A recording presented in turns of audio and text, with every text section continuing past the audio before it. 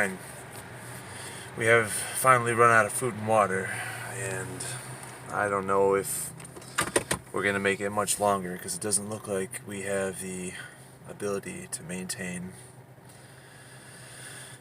any kind of stability. We don't have any tools. All of our equipment's broken. I think this might be the end. Or at least that's how I fucking feel. Jesus Christ, man. I'll tell you what. This fucking audiobook that I'm doing, day number 2 that I've like tried to bust my ass getting some shit right, and I can't even get the sound to fucking make sense. Like, I thought it was good. Like, oh, all set up, right? Like yesterday's video. And sorry for these bullshit videos too. It's just like I started thinking that I don't have a whole lot of exciting things to say because I've been one single tracked. I know what the fuck I want to do, but man, I cannot for the life of me figure out how to make the sound studio appropriate for doing my own audiobook. So right now, I've got a pillow behind there. I've got, the biggest thing is like holding my book up, right? Like how the hell are you supposed to hold your book when you've got your microphone right here, but you need to look at the pages, but your book's down here and your mouth's talking down here, and then your sound doesn't come out to here, and it's just like, get the fuck out of here. So, and I can't even scroll, get this, I can't even scroll on my fucking computer because the version I have on there is not the same, and I figured that out, thank God, early as heck, because one of the phrases that I was saying over and over and I started getting keen to was completely different in the part on my screen, and I'm like, come on, man, this isn't even the updated version, so I can't even like try to cheat it by looking at the screen and just talking. But I guess on that note, I probably could call Ex Libris and get a more modern or updated version of it. I'll probably do that after this video. So, as not to just complain and wallow in my own self-pity, let's just talk about something in general, right? So yesterday I had a really cool conversation with my supervisor on the way out of work, and just for context, I sent him the book trailer video that I was making to try to find a way to promote my book. And by the way, that's still not up, so if you don't know what I'm talking about, unless you've seen a couple other videos, then I don't know what to tell you. I don't have it ready yet because it doesn't lead traffic anywhere. Like, I could upload it, but then what? So I wanted to have like kind of like a plan before I put it up there, so I should probably do that really soon. But you know, I've been focusing on getting my audiobook done because that's kind of technically finishing the project itself. That's what it is.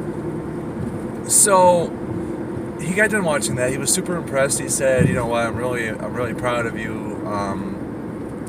We got to talking about a couple of different things. He gave me his feedback on whatever he saw from it, and you know, I thanked him, and then I just kind of said something because he was saying some encouraging words towards the end, just about like how, you know, you can see like a bright future or something for me, or something along those lines. And we were talking about like the nature of the book. Oh yeah, I remember what it was. He said, well, from what I understand, you're trying to like change the world in your book, like trying to get people to change their perspective. And I said, yeah. And he mentioned about my personal experiences. He said, you might be surprised. It shows that you've been working hard for a long time. And that you've had a lot of experiences. You might be surprised what ends up happening, like that you might get rewarded down the road. And that made me kind of think, like, you know what, I talk about it in the book.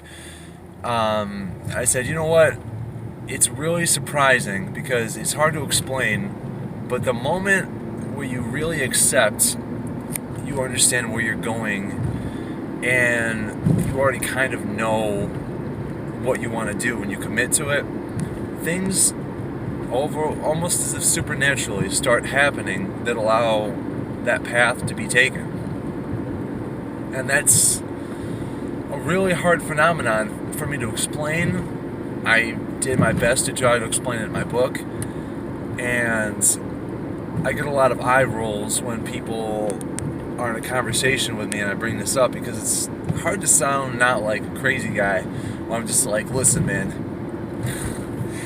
when you're thinking about something, you don't want it to manifest in the world, because it's just like, that doesn't sit well with people. But there is undisputably this weird concept that, I don't fucking know what it is, but when you truly believe in what you're doing and you commit and you do what you need to do, things outside of your control will start happening. Like, I'm not talking about like the way you're acting influences the people around you. I'm not talking about how because you're more positively attentive, you notice the opportunities. I'm talking about straight up interesting things will start happening that will make whatever it is in your noggin come to fruition. And that's a very hard thing to talk about. I mean, it's easy for people who are like Christian or something and say, oh, well, it's God. But, that's also easy to kind of scoff off because it's just like, okay, you and your God shit, because a lot of people don't believe in that philosophy. Or that's just not in their, realm of understanding. And trying to explain godly phenomenons to people who aren't religious is kind of like, eesh. What are you gonna say, The best way I can say it is it's like we're in an interweaving web, kind of like back in the idea of the days of this ether. And, the ether is supposed to be this super thin, elastic, pliable film on reality, I guess you could call it. And as you maneuver through it, you're tugging away kind of like all the other parts of it, because it's just like a very thin but still strong and durable membrane that just affects the rest of the entire world. And I'm not gonna get like super crazy on that concept, but I don't think I can delicately put it, so I'm not even gonna try.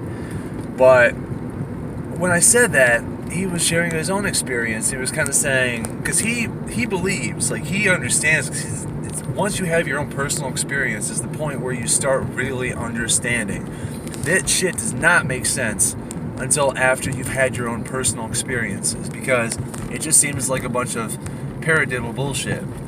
I think that's the word that I remember hearing, like paradiddle, fake scientific garbage. But he was sharing about how he met his wife, and he'd done all these terrible things to his body this whole time, but he just had a hell of an attitude in general, so it's just like none of it ever brought him down. And she was terminally,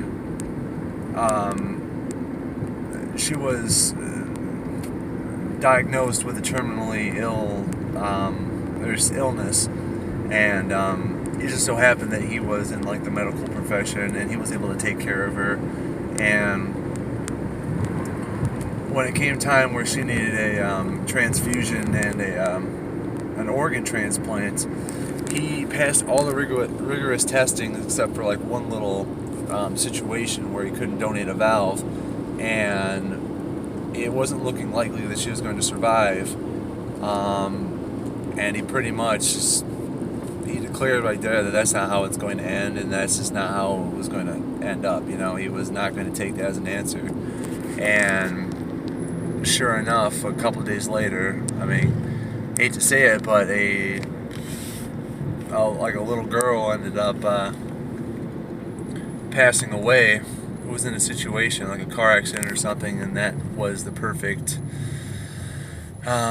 organ that was available. I mean, I'm not giving the story justice, because it's just like, yeah, people can die at the right time and help save someone else's life, and it makes it sound weird when you're saying like someone had to die for someone else to live. But the accident happened where the organ was viable. His blood type for the transfusion was surprisingly right on the key, which is super, super rare, because they both had a kind of blood type that was not common. Like, I do not know anything about blood types, but the chances were phenomenal that they would have just happened to be a perfect pairing. And as he was explaining the story to me, I'm thinking, okay, I get it. all these different coincidences and stuff that happened throughout his life, they just they added up to one kind of like conclusion, where it's just like you have a path before you and you just follow it and you just keep going, and you kind of get rewarded as you follow that path. It's not super obvious, it's not really evident that what you're doing right now has a big impact on the future, but it really does. And even like right now, I'm getting a little bit more with my video editing and stuff, and I horsed around with video game coding in C# and playing around with Unity and keyframe animations and stuff for like Blender and all that other stuff. And then sure enough, the video editing software that I'm currently using so I can up my video game, not my video game, but you know what I mean, my video ability, sure enough, it uses the same system kind of like Unity would, which is like more intuitive. I'm like, wow, I learned all this cool stuff, and now I can actually apply this in a way that's relevant and still benefits me out.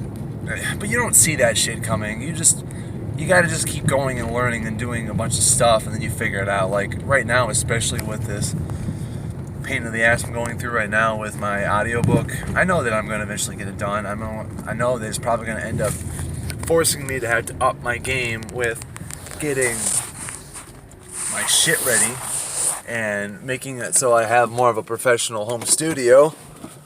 But the reason those kind of things piss us off is because they're not in our time frame. They're not something that they're happening to our time. We want it to happen right now, or we have an idea, we should have this done before then, or whatever. And that's all that really is. You're just getting pissed off because it's not happening on your own accord, but that's kind of not how it works, You got to put yourself out there and make it so you're available, so when the opportunities do come along, you're capable.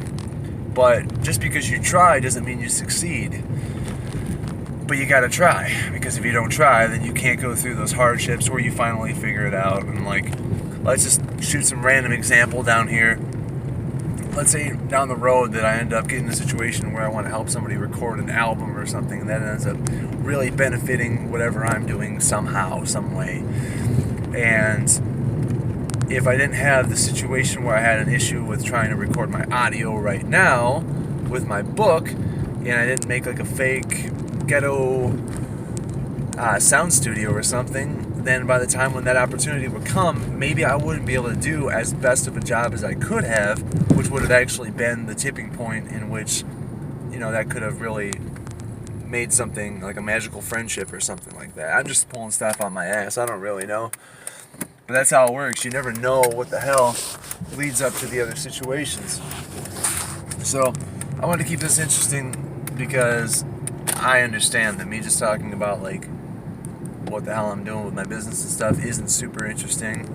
So if I can give any kind of little insight or a little story like that, I would rather do that, because I want these videos to be like valuable to you. Nobody's gonna watch it if it's just a bunch of bullshit. So well, I wish you the best, and hopefully you have a wonderful day. Bye bye.